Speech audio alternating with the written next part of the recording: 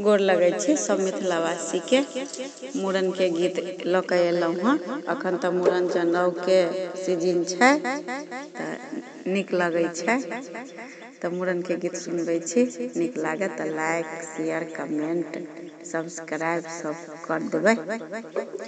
नमी नमी केस बउआ के गर्दन पर झूले, नमी नमी केस बउआ के गर्दन पर झूले।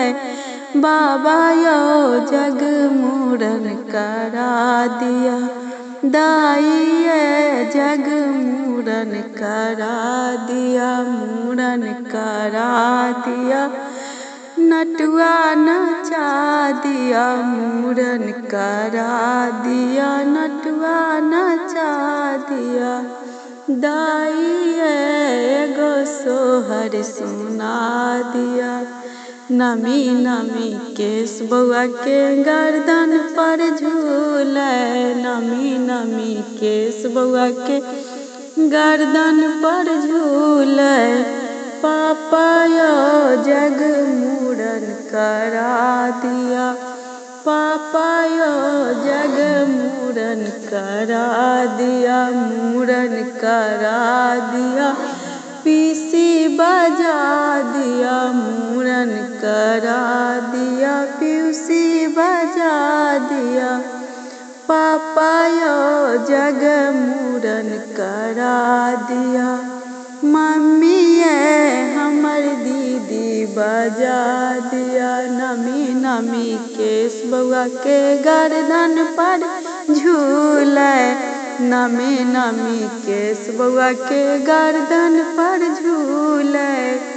चाचा यो जग मूड़न करा दिया, चाचा यो जग मूड़न करा दिया, मूड़न करा दिया। उकटन लगा दिया, मूड़न करा दिया, उपटन लगा दिया।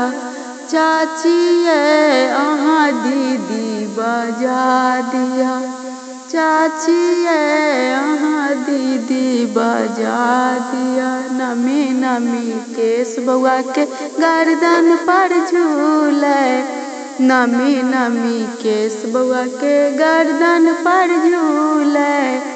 चाची जग मूड़न करा दिया, मूड़न करा दिया। नटुआ नचा दिया। चाची हमरा पियरी पहिरा दिया, चाची एगो सोहर सुना दिया। नमी नमी केस बउआ के गर्दन पर झूले, नमी नमी केस बउआ के गर्दन पर झूले। बाबा यो जग मूड़न करा दिया, दाइये एगो सोहर सुना दिया।